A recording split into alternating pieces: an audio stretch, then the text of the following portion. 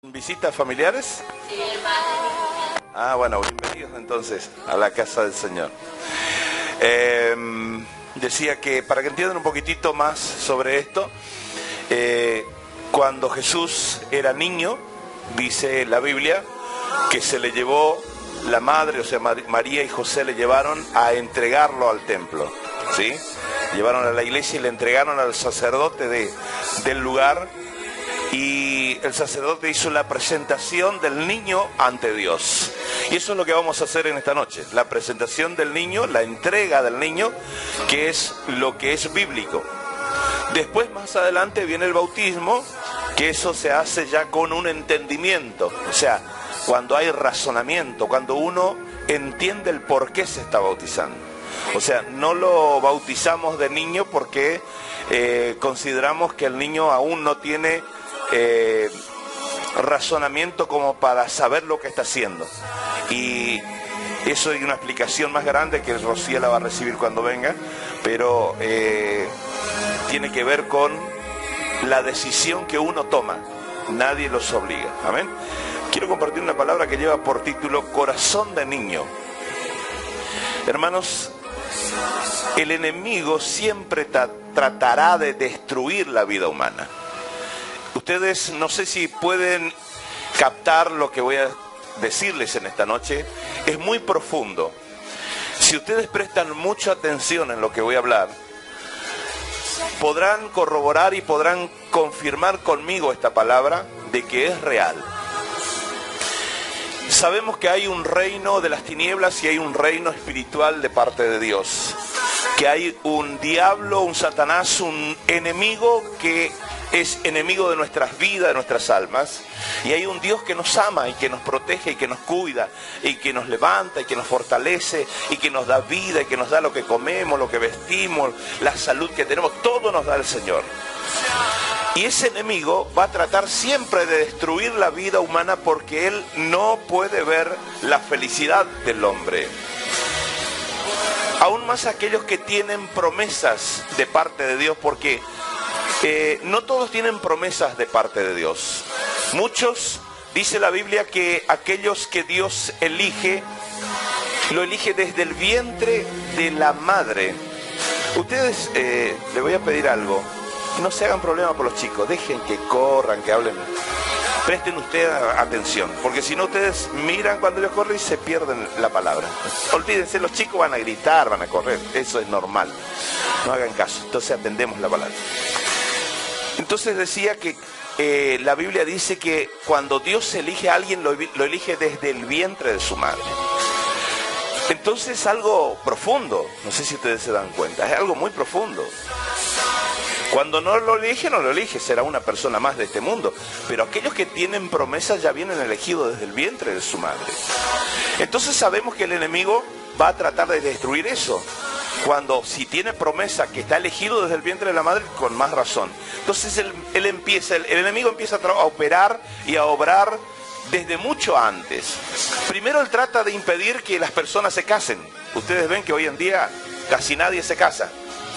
Cuanto que antes todos nos casábamos, había un proceso, todo para que nos casemos. Entonces el diablo logró destituir ya la familia, porque eso fue lo primero que Dios estableció.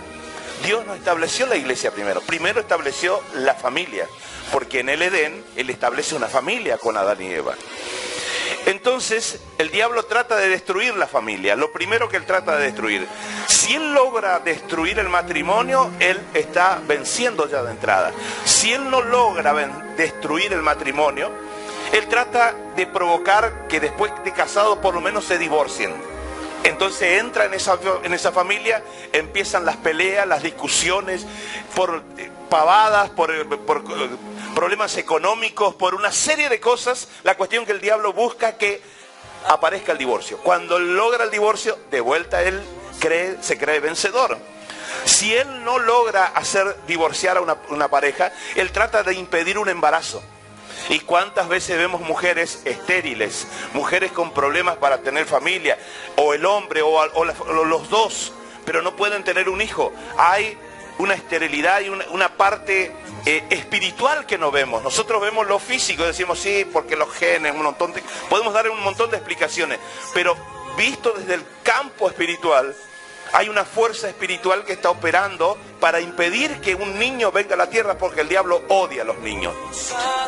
Si él logra impedir el embarazo, muy bien. Si él no logra impedir el embarazo, una vez que está el embarazo, ya fue gestado un niño en la barriga de una madre, ¿qué él hace? Él va a tratar de producir un aborto. Y de ahí es que vemos tantas personas queriendo abortar, porque a mí nadie me quiere, porque mi esposo me dejó, porque ¿para qué voy a traer a este niño a la vida? Miles de acusaciones diabólicas que vienen cuando que, si uno tiene un poquito de razonamiento, he escuchado, hermanos, a estas personas diciendo, ¿cómo lo voy a alimentar? Y mi mamá tuvo 13 hijos tuvo mi mamá. Y mi mamá decía, Dios te da hijos y te da cómo darle de comer. Y nunca nos faltó de comer. Aunque sea una rapadura teníamos, pero comíamos. Teníamos para comer. Dios nunca dejó faltar pan en nuestra casa. Entonces, cuando Dios te da hijos, te da cómo criarlo. Si Él no logra el aborto, Él trata de ponerle enfermedades, deformaciones a los niños, como ha pasado con Rocío, las amenazas que venía de parte del diablo. Pero no pudo, porque él no pudo, fue vencido. Entonces cuando nace, trata de torcer su comportamiento, porque ahora nació el niño, la niña, Martina ya está. No pudo antes, entonces ahora él trata de destruir, sigue tratando de destruir las vidas. Pero nosotros tenemos una noticia para Satanás en esta noche, que él está vencido, está perdido, y que nosotros venimos en esta noche a presentarla a Martina, para que Martina sea victoriosa, sea una victoriosa en esta tierra, para que ella sea una guerrera más, que sea una personita desde chiquita con victoria. Amén. Entonces, cuando yo esto les quiero contar para que ustedes puedan entender un poquitito. Cuando yo era niño, yo me acuerdo más o menos, tendría unos 10 años de edad. Yo recuerdo que mi papá me pegaba, me castigaba. Mi papá era de esos antiguos que era arriador con él. Y me acuerdo que una vez estaba triste y entré en mi dormitorio y dije, Señor, oré. Yo tenía conocimiento, yo no sé si tendría 10, 11 años. Yo recuerdo que entré y oré al Señor, mi familia eran todos cristianos. Y yo oré y le dije a Dios, Señor, yo no quiero ser más niño, yo quiero ser grande, yo quiero crecer. ¿Por qué tengo que vivir esta vida de niño donde me pegan, me castigan, me maltratan, donde tengo que hacer las cosas? Porque yo los niños yo justo tengo que hacer las cosas. Y entonces empecé a vivir esa manera de vivir, o sea, de pensar de que no era conveniente ser un niño. Obviamente Dios no respondió mis peticiones, nunca quedé grande de golpe, porque Dios no responde esa clase de peticiones. Y el Señor vino a sanar mi corazón cuando crecí. Cuando fui una persona grande, vino a sanar mi corazón de esa petición, de ese deseo que había en mi corazón. Ya de grande vine a entender la importancia de ser niño o pensar como niño. Un varón de la familia de Leví fue y tomó una mujer, a una hija de Leví. Esto vamos a leer en Éxodo capítulo 2, verso 2, para que ustedes puedan meterse un poquitito en el personaje de esta historia bíblica, que ha pasado algo que todos conocemos, todos ustedes conocen. ¿Quiénes conocen la palabra o el nombre Moisés? Todos conocemos. ¿De dónde viene el nombre Moisés? Del pasaje bíblico de Moisés. Porque Moisés fue un niño, Éxodo capítulo 2.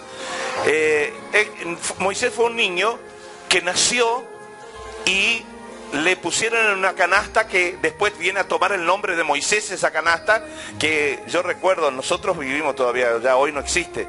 Usted se ha de acordar, había una canastita para los niños que le decíamos Moisés. Bueno, no sé si hay todavía, pero hay todavía. Bueno, a eso le llamábamos Moisés.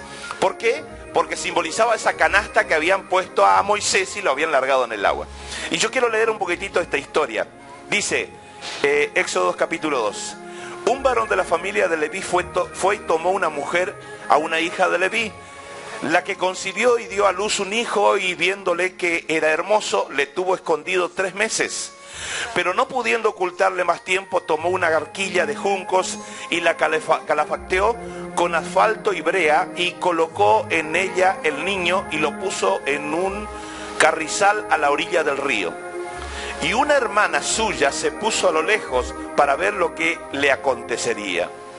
Y la hija de Faraón descendió a lavarse al río, y paseándose sus doncellas por la ribera del río, vio ella la arquilla y en el carrizal, y envió una criada suya a que la tomase. Y cuando la abrió, vio al niño, y he aquí que el niño lloraba, y teniendo compasión de él, dijo: de los niños de los hebreos es este. Entonces su hermana dijo a la hija de Faraón: ¿iré a llamarle a una nodriza de las hebreas para que te críe este niño? Y la hija de Faraón respondió: ve. Entonces fue la doncella y llamó a la madre del niño, a la cual dijo la hija de Faraón: lleva a este niño y críamelo, y yo te lo pagaré. Y la mujer tomó al niño y lo crió. Y cuando el niño creció, ella lo trajo a la hija de Faraón, la cual lo prohijó y le puso por nombre Moisés, diciendo: porque de las aguas lo saqué. Qué historia, ¿no, hermanos? Yo no sé si ustedes pueden captar la profundidad de este mensaje. Faraón tenía un plan para destruir a los niños. Ustedes saben muy bien que Faraón vio su reino amenazado. Faraón estaba en su reino y el pueblo hebreo estaba creciendo demasiado. Y como estaba creciendo demasiado, Faraón dijo: estos en cualquier momento me producen un piquete acá, me hacen una manifestación y hacen con que mi reino caiga. Y empieza a pensar de que los hebreos podían producirle algún inconveniente en el reino de Faraón.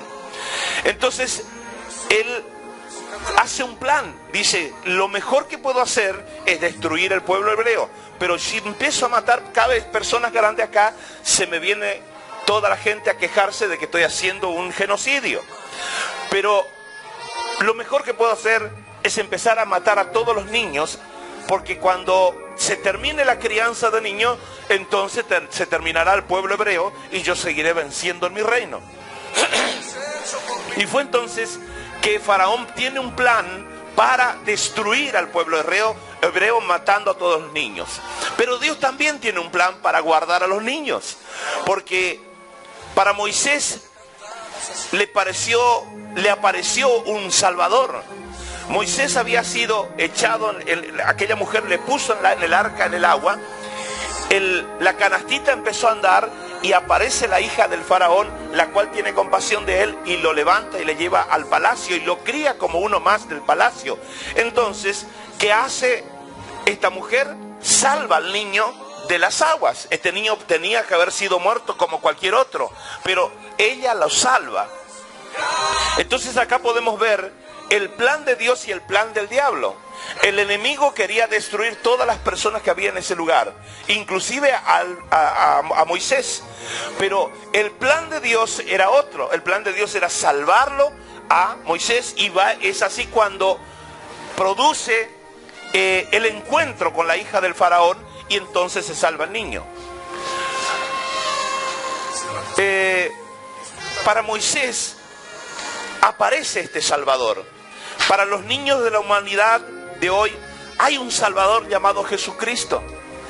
Nosotros hoy tenemos niños en nuestra familia que también están siendo perseguidos por Satanás, y que también están teniendo planes el diablo de destruir la vida de ellos. Pero tenemos en este tiempo no una hija del Faraón, sino tenemos a Jesucristo, que es nuestro Salvador, el que ha venido para salvarnos de las garras de Satanás. Amén. No sé si me explico, ¿me están entendiendo? Faraón comenzó a tener miedo del pueblo de Israel. temía un piquete, temía una manifestación. Entonces Faraón establece un decreto. El decreto era que todos los niños tenían que morir.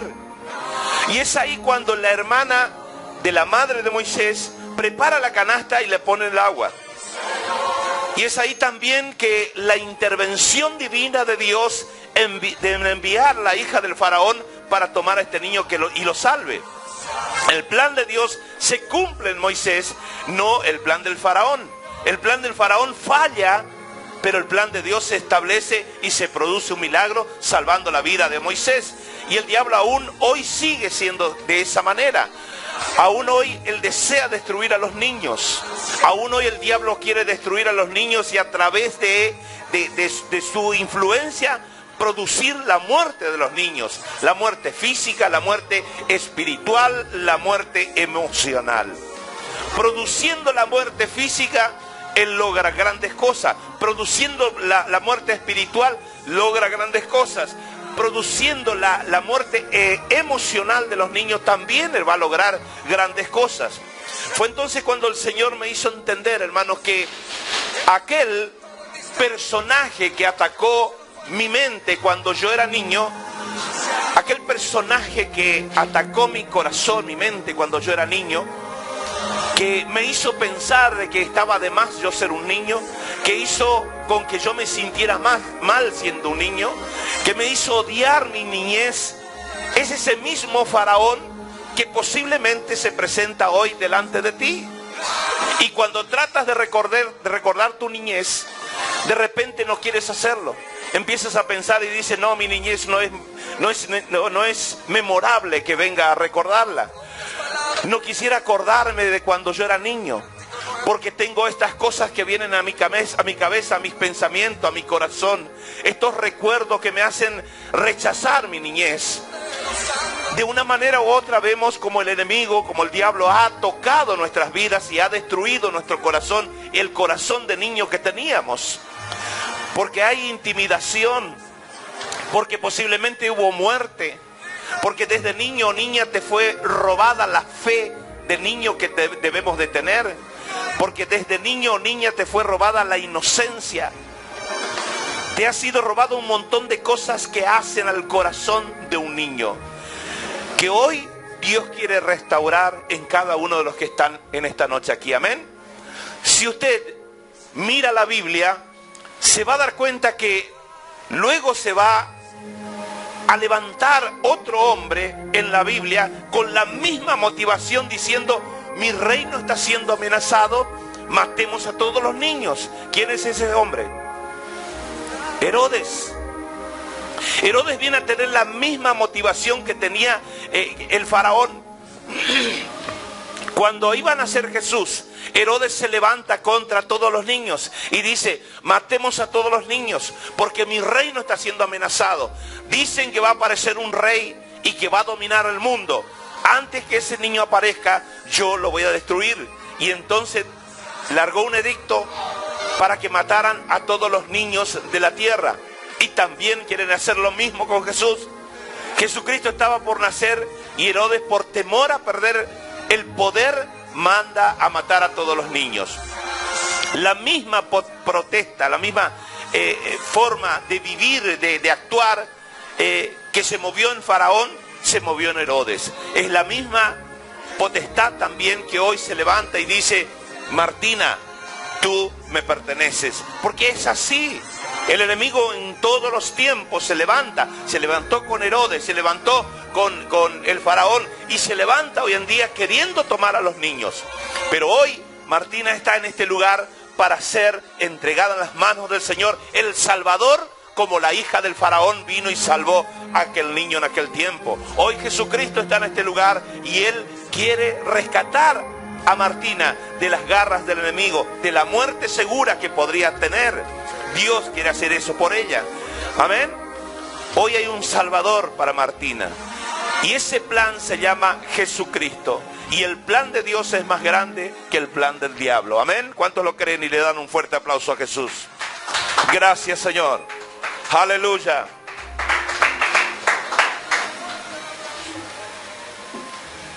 Esa misma potestad que operó en el faraón Y en Herodes se levanta hoy diciéndole a los niños que no crean. El diablo les dice, de nada sirve que busquen de Dios. De nada sirve que oren cuando tus padres se están separando, se están divorciando. De nada sirve que busques de Dios si ni siquiera tienes un papá. De nada sirve que busques de Dios si no tienes un futuro. No hay una esperanza para ustedes. No crean. Ese es el consejo del diablo continuamente para los niños de este tiempo y de esta época. Ese es el ladrón del corazón de un niño. Y Jesús sabía de eso, hermanos. Jesús sabía también que llegamos a Mateo 18. Vamos a leer Mateo 18. Bendito sea el nombre de Dios. Mateo 18, versículo 3. Dice así. Mateo 18, versículo 3, dice así: y dijo, de cierto os digo, que si no os volvéis y os hacéis como niños, no entraréis en el reino de los cielos. La Nueva Versión Internacional dice de esta otra manera, son las mismas palabras dichas de otra manera. Dice así: les aseguro que a menos que ustedes cambien y se vuelvan como niños, no entrarán en el reino de los cielos. Jesús no les está sugiriendo.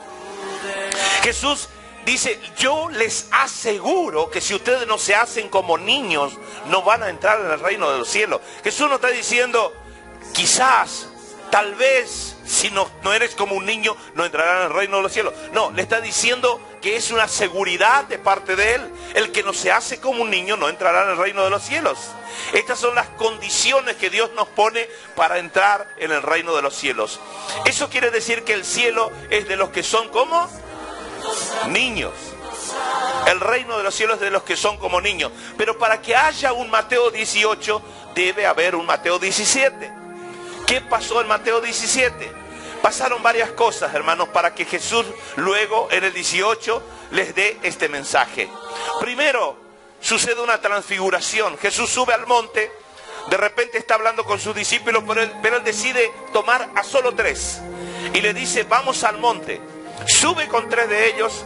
Resulta ser que están allí alabando, adorando al Señor, golpeando sus manos, cantando, adorando a Dios. Y de repente la gloria de Dios desciende y el Hijo de Dios, llamado Jesucristo, que estaba en ese lugar, sufre una transfiguración, dice la Biblia.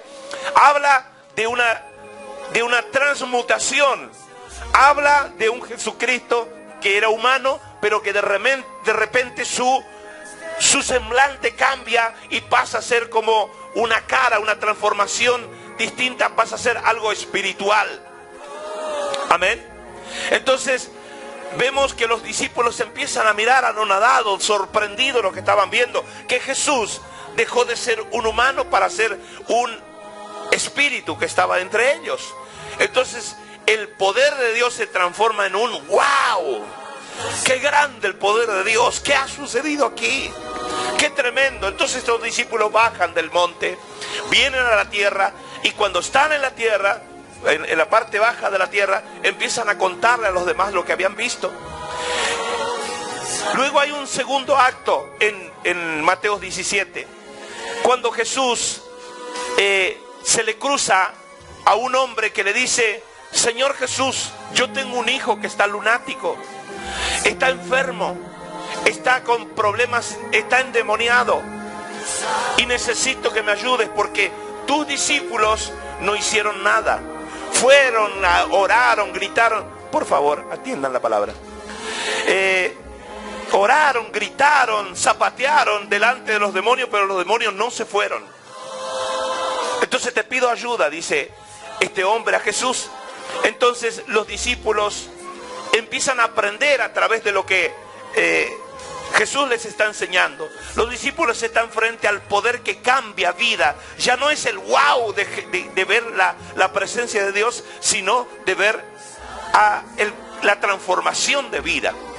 Luego, el tercer problema es cuando no tiene plata para pagar los impuestos. Los discípulos le dicen, Jesús, estamos con un problema grave.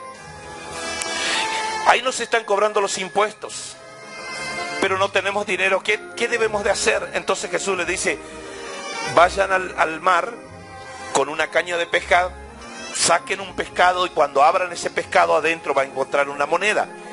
Paguen los impuestos de ustedes y paguen los míos también. Entonces los discípulos quedan más sorprendidos aún de todo lo que están viendo en Mateo 17.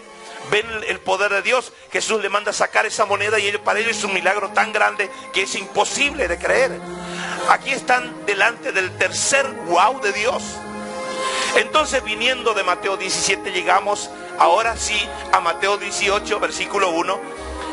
Y ahí quiero que lean en Mateo 18, versículo 1. Dice así: en este momento, los discípulos se acercaron a Jesús y le preguntaron: ¿quién es el más importante en el reino de los cielos? Los discípulos habían visto todo el show que Jesús había hecho, todos los milagros que Jesús había hecho. Y de repente dicen los discípulos, porque es una cosa normal. Cuando las personas estamos en nuestra tierra tenemos ansia de poder, queremos saber a dónde vamos a llegar, qué grado de fama vamos a tener en la vida. Y esto es lo que le estaban preguntando los discípulos. Le dijeron en ese momento, se acercaron a Jesús y le preguntaron: ¿quién es el más importante en el reino de los cielos? Le preguntaron a Jesús. Los discípulos le estaban diciendo a Jesús: Jesús, después de ese derroche de poder que hiciste, que nos mostraste, nos encantaría que nos dijera quién es el más importante entre todos nosotros. Y este es un problema de todos los humanos, hermanos. Todos necesitamos de reconocimiento y queremos tener poder. Y es entonces cuando vemos con toda sabiduría que Jesús les habla a los discípulos. Él va a poner a estos discípulos, él encaja, vamos a decir de esta manera, lo va a encuadrar porque no estaban entendiendo el poder de Dios. Y ahí es cuando leemos en Mateo 18:2 y dice así: llamó Jesús a un niño. Jesús estaba viendo lo que estaban pensando los discípulos y dijeron: a ver, tráigame ese niño para acá, tráigame. Lo paró delante de ellos, en el medio de ellos, y dice estas palabras: y llamando Jesús a un niño, le puso en medio de ellos y dijo: de cierto os digo que si no os volvéis y os hacéis como un niño, no entraréis en el reino de los cielos. Ahora, lo importante de este relato, hermanos, es lo que sigue en el versículo 4. Dice el versículo 4: así que cualquiera que se humille como este niño, ese es el mayor en el reino de los cielos. ¿Qué quiero decirles en esta noche? ¿Cuántos quieren llegar al cielo? ¿Cuántos quieren tener una vida consagrada para ir a estar con el Señor en la eternidad? Porque después de esta vida, muchos piensan que esto es todo lo que tenemos, que todo lo que vivimos acá, los 60, 70, 80, 100, algunos muy robustos que tengan 100 años, piensan que es todo. Yo quiero que sepan que eso es solo un abrir y cerrar de ojos. Eso es lo más pasajero que tenemos. La vida real es la que viene después, la vida eterna. Y tenemos una vida eterna o tenemos una muerte eterna. El que tiene vida eterna va al cielo. El que tiene muerte eterna se va al infierno y nunca más tendrá vida eterna. Entonces, esta vida es la que tenemos que tomar la decisión de vivir una vida consagrada a Dios para llegar a esa vida eterna, o vivir un viva la pepa y no sabemos lo que será el día de mañana de nuestras vidas, si será una muerte eterna. Entonces, así que cualquiera que se humille como este niño, ese es el mayor en el reino de los cielos. Corazón de niño, hermanos, corazón humilde es lo que está diciendo el Señor. Desafortunadamente la humildad no abunda en este tiempo y es la característica más habitual en el pueblo de Dios. Pero si somos humildes como un niño, si no somos humildes como un niño, no entraremos en el reino de los cielos. Eso es lo que está diciendo el Señor. La palabra humildad significa, según el diccionario, humus. Humus, no sé a qué le suena. ¿Quién estudió biología? Humus, no sé si le suena a tierra. Tiene que ver con la tierra. El significado de humus es tierra. ¿Qué tiene que ver eso, pastor? Es que el humilde es el que vive cerca de la tierra. El humilde es aquel que tiene los pies sobre la tierra. El humilde es aquel que toca el corazón de Dios a través de su humildad. Y quiero que mire hacia aquí, hermanos, hermanas. Por eso para Jesús los niños son tan importantes que ustedes no se dan una idea. Están más cerca de la tierra que nosotros. Por lo general los niños viven en la tierra. Ellos viven con los pies puestos en la tierra. Ellos viven una realidad de humildad. Cuando crecemos, pasamos a tener un engrandecimiento y empezamos a exigir y empezamos a pedir que se nos hagan nuestros gustos y queremos exigir. Y Dios o el Señor Jesús nos enseña en esta noche que aquellos que son humildes como los niños son los que irán al cielo, porque a Jesús le agrada el corazón de los niños. Ellos conquistan el corazón de Dios. ¿Hace cuánto no estás en la tierra como un niño? ¿Hace cuánto no estás en la tierra para tu Dios, para tu Jesucristo? ¿Cuánto hace que no estás viviendo una vida de humildad delante de Dios? Hoy sucedió algo en mi hogar y lo tomé como una enseñanza para mí. No fue nada para enojarme, pero sí como una enseñanza para mí. Una de mis hijas, cuando fui a cruzar, le digo, correte, y me dice, permiso. Y me enojé porque me dijo como enseñándome. Y nadie que somos padres, no por la actitud, no por lo que correspondía, porque realmente era así, tenía que ser así, pero por la actitud que un hijo quiere enseñarle al padre. Y cuando pasó eso, recordé cuando ellos eran chicos. Empecé a recordar sus vidas. Me vino sobre esa de mis hijas, pero después me empecé a acordar de todos los hijos, cómo eran de niño. Y me acordé de mi hijo Edu, que cuando jugaba conmigo en la cama, cuando era ese niño apasionado por el padre y que jugábamos, y con todos mis hijos jugué en la cama. Eso fue mi costumbre hasta el día de hoy. Pero luego que van creciendo ya no van a la cama, ya no se sienten con esa humildad de niños. Los niños tienen esa humildad de vivir ese momento con los padres. Me acordé de mi hijo Edu cuando él me tiraba los brazos y él me decía, apa. Me acuerdo como si fuera hoy. Esa palabra apa no conocía a nadie más que yo. Yo era el único que conocía esa palabra. Porque yo sabía que cuando él decía apa, me estaba diciendo upa. Alzame, papá. Y eso me llamó a la reflexión del corazón de un niño. Un niño, cuando es niño, él puede estar jugando. Yo recuerdo que él podía estar jugando con sus autitos, con sus cosas, sus trompos, cuántas cosas que se le compraba. Pero cuando yo llegaba, él dejaba todos sus juguetes y corría a la puerta y me decía, apa, apa. Me tiraba los brazos y me decía, apa. Y yo creo que ese es el corazón que Dios está llamando en este tiempo a que se restaure. El Señor quiere que nosotros tengamos todos nuestros juguetes, nuestras cosas en esta vida, pero que vivamos con un deseo grande de tender los brazos para que Dios nos abrace, para que Dios nos levante. Cuando Él venía corriendo y me decía, apa, yo no tenía otra cosa que largar todo lo que tenía, agacharme a Él que estaba en tierra, que estaba humilde, alzarlo y llevarlo a la altura mía y tenerlo sobre mi pecho. ¿Cuántas veces Dios quiere hacer eso con nosotros? Inclinarse a la humildad que tenemos, alzarnos y ponernos a la altura de Él, porque Él nos ama como cualquier padre.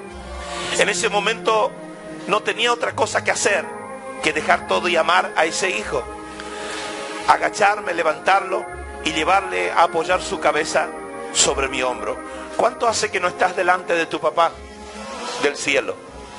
¿Cuánto hace que no te humillas delante de tu papá del cielo? ¿Cuánto hace que Él no te levanta del suelo y no te levanta a su altura? ¿Cuánto hace que no te humillas para ese Dios? Conocer los brazos del Padre solamente es posible cuando tú has llamado la atención de ese padre. Es la única forma de conocer los brazos del padre, cuando uno toca el corazón del padre. Él tenía muchos juguetes, pero tiraba todo, yo recuerdo. Tiraba todo y corría a la puerta y me decía, apa. Él no cambiaba ninguno de sus juguetes por los brazos del Padre. Y así tenemos que ser nosotros. No cambiar nuestra vida cotidiana por los brazos del Padre. Tenemos que dejar todo y buscar ese brazo de amor de Padre que nos ama, que nos protege. Cuando somos niños, somos de esa manera. Después, cuando somos grandes, empezamos con exigencias. Empezamos a decir, Dios, ¿por qué no me diste esto? ¿Por qué no me diste aquello? ¿Te acordás que te pedí tal cosa? Y empezamos a exigir a los padres. Empezamos a querer enseñarle de cómo vivir al Padre. Y nos olvidamos de ese amor de niño que teníamos. Que cuando éramos niños, corríamos a los brazos de papá y queríamos el abrazo de papá. Dios quiere eso en este tiempo. Y viendo lo que sucedió hoy en mi casa, me di cuenta que el adulto viene a su padre con un listado continuamente de peticiones, exigencias, reclamos. El niño solo quiere estar con papá, nada más. No importa los juguetes. Es que me merezco más respeto. Es que no me estás dando lo que necesito. Es que me debes esto y aquello. Cuando son niños y niñas, no piden nada, solo quieren estar con papá. No sé si me están entendiendo en esta noche. Con Dios hacemos lo mismo, hermanos. Dios, ¿dónde estás? ¿Cómo están las peticiones que te he hecho? ¿Dónde está lo que te pedí? Te hice ayer a la mañana una petición y todavía no me contestaste. Dios, hace tiempo que te estoy pidiendo esto. El niño no tiene que tener nada en su mano para que su papá venga y lo alce. Tira todo y su papá lo alza. Tener un corazón de niño es vivir a la altura del suelo. Y para el diablo un corazón de niño humilde principalmente, es lo que él más odia. Lo que él sabe que ese niño va a tocar el corazón del Padre, por eso lo odia. Lucas capítulo 2, verso 49, dice así. Lucas capítulo 2, verso 49 dice así. Entonces, él le dijo, ¿por qué me buscabais? ¿No sabíais que en los negocios de mi Padre me es necesario estar? Hermanos, este versículo no sé si todos los conocerán, pero quiero recordarle un poquitito. Un corazón de niño no está interesado en sus propias cosas. Este pasaje tiene que ver cuando Jesús tenía aproximadamente 12 años. Un día se le pierde a María y a José y desaparece de sus brazos. Ellos fueron a una fiesta en la ciudad y cuando volvieron se dieron cuenta que no venía Jesús con ellos. Entonces se vuelven y cuando llegan al templo le encuentran a Jesús hablando de las cosas de Dios delante de una serie de judíos que estaban allí escuchando las palabras. Cuando ellos se acercan, le dice Jesús, ¿qué estás haciendo? ¿Cómo nos haces esto? ¿Cómo te quedas en el camino? ¿Por qué no te viniste con nosotros? No nos hagas más esto. Ven con nosotros, vamos a casa. Y le dice Jesús, ¿ustedes no sabían que en los negocios de mi Padre me es necesario estar? En los negocios de mi Padre me es necesario estar. Un corazón de niño, hermanos, no está interesado por sus cosas personales. A un corazón de niño lo único que le importa es estar en los negocios de su padre, porque es niño. Y vuelvo al ejemplo de mi hijo Edu. Cuando era niño, preadolescente, a él le gustaba preparar estudios bíblicos. Yo recuerdo cuando yo daba estudios bíblicos en la iglesia y él empezó a amar y apasionarse por eso. Y él se preparaba sus estudios bíblicos. Y él hizo fuerza y en algún momento él también dio sus estudios bíblicos a los niños de la edad de él. Él daba estudios bíblicos, mi hijo. hasta que se fue alejando y dejó todo. Hoy no hace más eso. ¿Cuánto hace que dejaste de los negocios de tu padre? Cuando una persona ama a su padre, copia lo que hace su padre. Aquel niño, Edu, se apasionó de lo que yo hacía y amaba lo que yo hacía, porque amaba a su padre y empezó a querer ser como su padre y empezó a dar estudios bíblicos hasta que creció. Perdió el corazón de niño, dejó de lado el corazón de niño.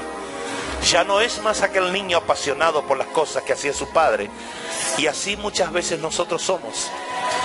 Como niño amamos a nuestro padre y queremos estar en los negocios de nuestro padre, pero cuando crecemos nuestro corazón de niño se aleja y empezamos solo con exigencias y no queremos hacer más lo que Dios nos ha dejado para hacer. Entonces la pregunta en esta noche es: ¿hace cuánto que dejaste de los negocios de tu padre? Jesús les dijo: nada me interesa más que los negocios de mi padre. Eso le estaba diciendo a los padres. Humilde como él era, Jesús. La humildad es entregar mi reino, decía Jesús, para que su reino sea más grande que el mío. Y eso es la humildad, hermano. Entregar todo lo de uno para que lo del otro, el Padre que está en los cielos, sea más grande. ¿Entiende ahora por qué los niños son odiados por el diablo? Porque el diablo sabe que el niño nunca va a construir su reino temporal mezquino y egoísta. Porque el niño no tiene pensamientos mezquinos ni egoístas.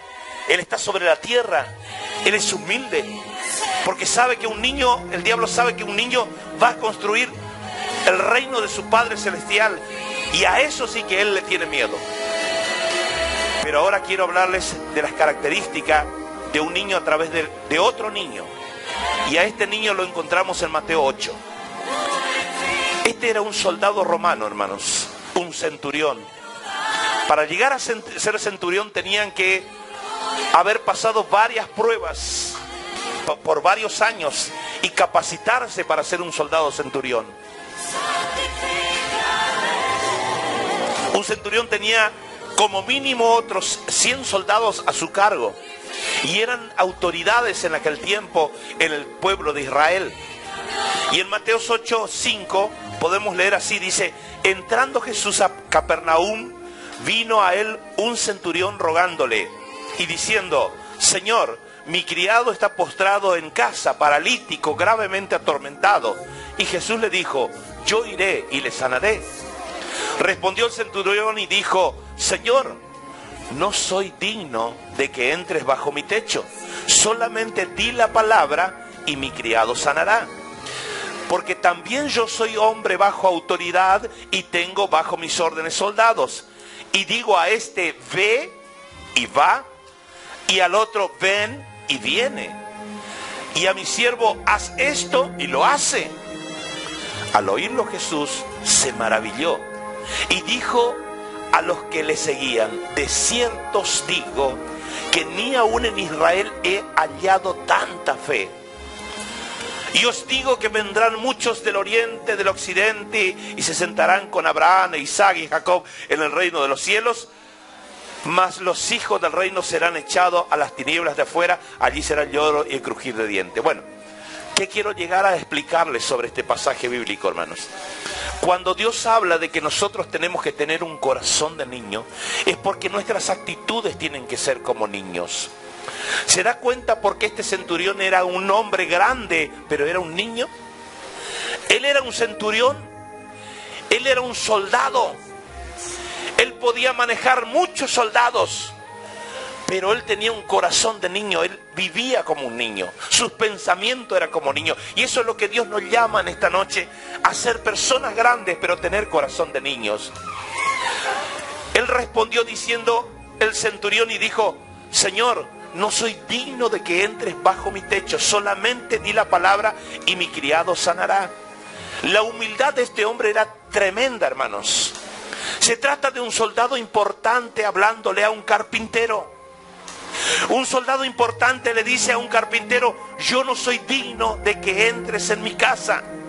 Se trata de un soldado romano, la más alta élite de aquel tiempo, hablándole a un judío despreciable.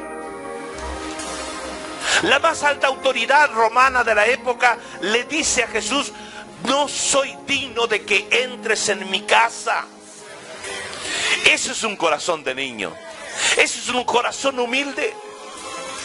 Y esto llamó la atención de Jesús. Jesús dijo: wow, si este hombre, siendo poderoso del pueblo romano, me dice a mí que para ellos soy despreciable, porque para los romanos no había peor cosa que un judío. Ellos odiaban a los judíos de la época. Si este romano viene y me dice a mí: no soy digno de que entres en mi casa, es tremendo esto, dijo Jesús. Qué corazón de niño que tiene, qué grande que es. Una vez le prometí a Priscila, me acuerdo, un regalo. Ella no se acuerda, mejor que no se acuerde. Ella me dijo: mañana te voy a traer una buena nota de la escuela, me dijo ella. Y siempre me cumplía. Y ese día, y me acuerdo que le dije: si traes una buena nota te voy a hacer un regalito. Y bueno, mimitos de acá, mimitos de allá. Se fue a la escuela al otro día. Fue y me trajo una nota. Me mostró el 9 que había traído. Una buena nota. Y me dijo: encima pasé la bandera. Pero entramos a jugar y a coqueteo, juegos, besitos, y se olvidó del regalo, no me preguntó. Y de ahí también saqué una enseñanza, hermanos. Los hijos son así. Cuando hay humildad, cuando son niños, no importa el regalo que le dé el padre.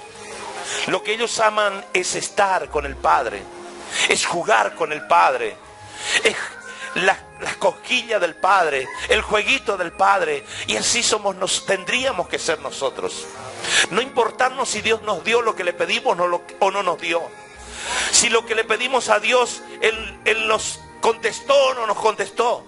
Lo que nos tiene que importar es el momento agradable que podemos pasar con Dios, estar en su presencia, sentir el abrazo de Dios, vivir momentos agradables con Él. Eso es lo que nos tiene que importar. Así como en ese momento ella no le importó si no se acordó de que yo le había prometido un regalo. Ella solo se acordó de jugar conmigo, se acordó de estar en momentos agradables conmigo. Así tenemos que ser nosotros con Dios. Buscar ese abrazo, no importa si nos contestó o no nos contestó lo que le hemos pedido.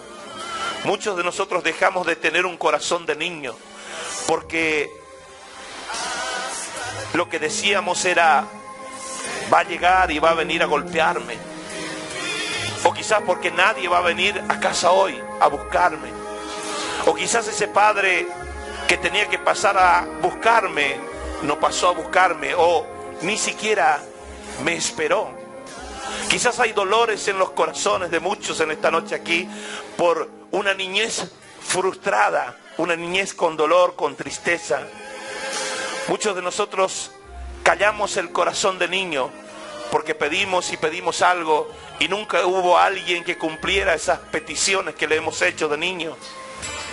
Hay dolores en el corazón. Yo recuerdo que yo acarreaba un dolor de muchos años hasta que el Señor me ha sanado, ha limpiado mi corazón, que no era muy niño, pero estaba haciendo el servicio militar, y me acuerdo que mis padres nunca me visitaron en el servicio militar, y yo veía a todos venir, los padres, al servicio militar a visitar a su hijo, y yo me entristecía porque los míos no venían, y ese dolor acarreé por muchos años hasta que el Señor me sanó. Quizás hoy tengas dolores en tu corazón, y aquí estamos sentados quizás todos tratando de adorar al Dios del cielo y no logramos, porque tenemos un corazón destruido, porque Faraón se encargó de destruir nuestro corazón. Hubo otro hombre en la Biblia que no tenía precisamente un corazón de niño, y era Nicodemo. Él dice que vino en la noche a hablar con Jesús. Él llegó a la noche, porque aquel que no tiene corazón de niño tiene temores de perder su estatus. Nicodemo llega ante Jesús de noche, en oculto, porque tenía miedo de perder su estatus. El que no tiene corazón de niño va a buscar a Jesús de noche. Aquel que tiene corazón de niño va a buscar a Jesús de día. Y Jesús dice: Cuando ve la pregunta de Nicodemo, también le vuelve a decir las mismas cosas que le dijo a los demás. ¿Cuál es el corazón que debe tener? Jesús le dice a Nicodemo, respondiendo Jesús y le dijo, de cierto, te digo que el que no naciere de nuevo no puede ver el reino de Dios. Jesús le estaba diciendo que para poder ver el reino de Dios tenía que nacer de nuevo, ser un niño, ser alguien con corazón humilde. ¿Me explico en esta noche? Humildad, transparencia, amor, claridad, admiración sublime, respeto a papá. Eso es lo que Dios quiere de nosotros. Dios pudo haberlo hecho de otra manera, hermanos, y con esto termino. Dios podía haber mandado a su Hijo a la tierra en una nube, y que desde la nube Él nos dé un sermón de salvación de la humanidad, pero Él no quiso hacerlo así. Él quiso que su Hijo se hiciera un niño, porque desde la humildad de un niño era posible restaurar a la humanidad para con Dios. Jesús el Salvador se hizo un bebé, y el día que Jesús nació, mejor dicho, el cielo gritó, Salvador, ha venido un Salvador a la tierra. Tú y yo necesitamos de un Salvador que venga y restaure el corazón de niño que nos robaron. Póngase de pie en esta noche. Tú y yo necesitamos de un Salvador que nos restaure el corazón de niño que nos han robado. Ese corazón que alguien se encargó de matarlo. Alguien desde nuestra niñez se ha encargado de decirnos que nos servíamos, que no valíamos nada, que mejor era que hubiéramos muerto. Esa mentira diabólica es porque no quiere que nosotros vivamos las promesas de Dios para nuestras vidas. Hoy está con nosotros Martina. Ella viene para ser entregada en las manos de Jesucristo. A partir de hoy, ella tendrá una vida distinta. Vamos a pedir al Señor que la guarde, la proteja en todo tiempo, y a partir de hoy ya estará en las manos de Jesús. Será guardada hasta el día que ella por sí sola pueda, con razonamiento, aceptar a Jesús en su corazón. Ese día ella hará una promesa diciendo, Señor, yo quiero servirte, pero solo lo hará cuando tenga uso de razón. Mientras tanto, Jesús la va a guardar, la va a proteger. Si alguna enfermedad viniera, será pasajera, porque Jesús la va a guardar hasta ese día que ella tomará una decisión delante del Señor. Vamos a pedirle a la mamá que pase a este lugar con Martina, y también los testigos, no sé, o testiga. No hay testiga, ¿no? Pero testigo sí. O padrina, madrino. Bendito sea el nombre de Dios. A ver. Qué hermoso. Por favor. Qué milagro de Dios, ¿no?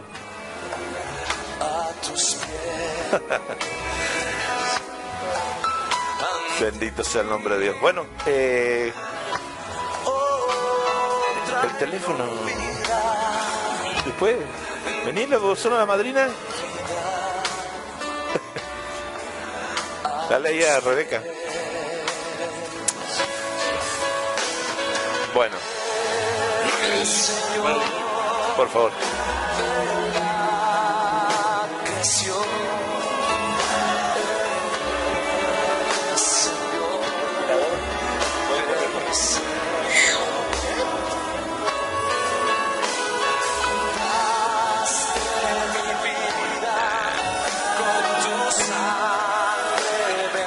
Bueno, esta está demostrando que tiene vida, porque grita. Vamos a presentar entonces, todos pongan sus manos hacia ese lugar, apuntando para acá, para bendecirla en esta noche. Amén. Baje más. Acá, ahí. Gloria a ti, Jesús. Padre, en el nombre de Jesús, Señor, aquí te presentamos a Martina, este bebé, mi amado Dios, que tiene promesa desde el vientre de su madre. Sabemos, mi amado Dios, de todo lo que tú has hecho en ella. Señor, las mentiras diabólicas que han venido sobre esta vida, diciendo que sería esto o aquello.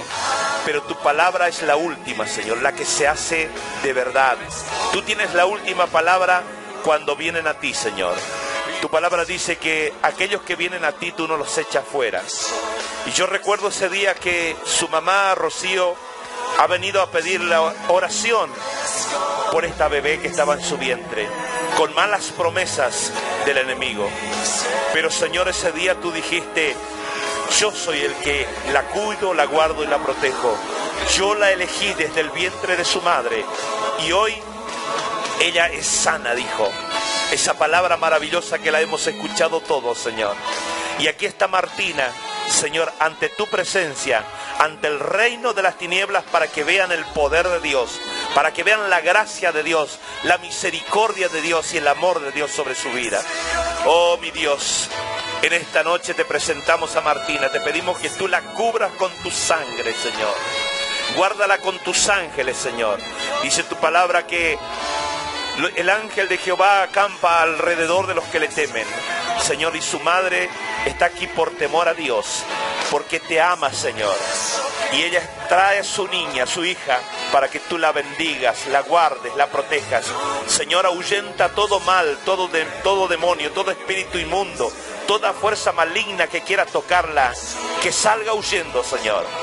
No permita enfermedades, no permita nada sobre su cuerpo, Padre. Consérvala sana, libre, hasta el día que ella tome la decisión por su propia boca y creyendo en su corazón que tú eres el Hijo de Dios, te acepte en su corazón, Padre. Oh, mi Dios, te la presentamos.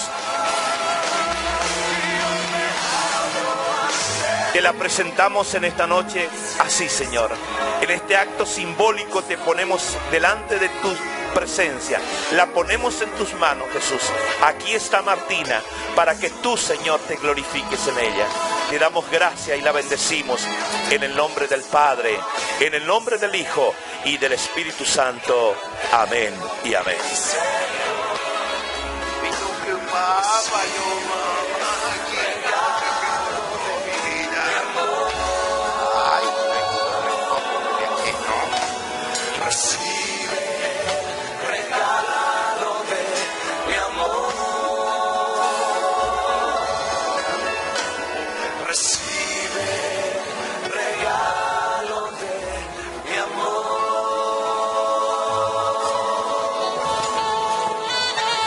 Gracias, Jesús. Bueno,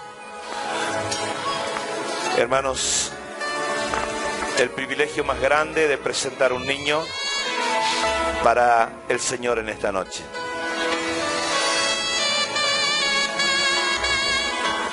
Yo quiero finalizar esta reunión orando y entregando este culto en las manos del Señor, agradeciendo por este momento.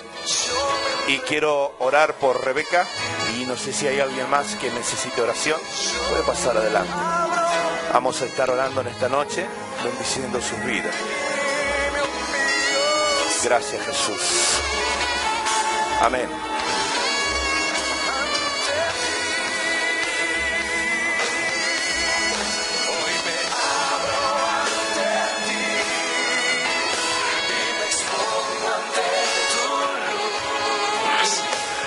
Gracias, Jesús. Padre, en el nombre de Jesús, Señor, aquí estamos ante tu presencia, venimos ante ti, Señor, porque tú eres el Dios de este lugar. Tú eres el Señor de señores y Rey de reyes, que vives, existes y operas en este lugar. Todos los que vienen a ti, tú no los echas fuera, Señor. Aquí viene Rebeca, Señor, clamándote para que tú, Señor, la sanes. Ahora, Padre, yo te presento, Señor, esa afección en su diente, en su muela. Ahora, Padre, tócala con un poder sobrenatural, Padre querido. Que tu gracia sea abundante sobre su vida. Sánala ahora, Señor. En el nombre de Jesús, quita todo dolor, toda anormalidad. Ahora se va de su cuerpo, de su boca. En el nombre de Jesús, declaro que tu poder es más grande que el que está en este mundo. Tú puedes hacerlo, Señor. Para tu gloria y honra, creemos, Señor, que está hecho. Sano para tu gloria y honra, Señor. Bendecimos tu santo nombre. Ahora, Señor, purifica. Haz, Señor, nuevas placas en ese lugar, Señor. Que sea sana, Señor. Toda esa encía libre de toda afección por el poder de la sangre de Cristo. Ahora, toda fuerza maligna se va en el nombre de Jesús. Declaro victoria y libertad sobre ella en el nombre de Jesús. Oh, Jesús. En esta noche te pido por esta varona, Señor, que ha venido ante tu presencia. Tú sabes, mi amado Dios, de las necesidades de tus hijos. Aquí está ella, Señor, y ha venido ante ti, no ante un hombre, sino delante de ti, mi Jesús. Y tú puedes hacer los milagros que hacías en aquel tiempo, porque tú no has cambiado. Tú eres el mismo ayer, hoy y siempre, Jesús. Por eso en esta noche yo te pido por esa afección, Señor, que tiene en su cuerpo, mi amado Dios. Por esa, Padre querido, ese azúcar que sube y que la afecta en todo su ser. Yo te pido en el nombre de Jesús que tú hagas un milagro en su cuerpo ahora, Señor. Haciéndola libre de toda maldición, Señor, generacional, de toda cosa inmunda que haya venido sobre su cuerpo. Ahora se corta por el poder de la sangre de Cristo. Declaro libertad sobre ella. Señor, es tú el que estás haciendo. Espíritu Santo de Dios, glorifícate en este cuerpo. En el nombre de Jesús declaro ahora, Señor, toda afección que caiga por tierra por el poder de la sangre de Cristo. Declaramos libertad en ella en el nombre de Jesús, para la gloria y honra de tu santo nombre.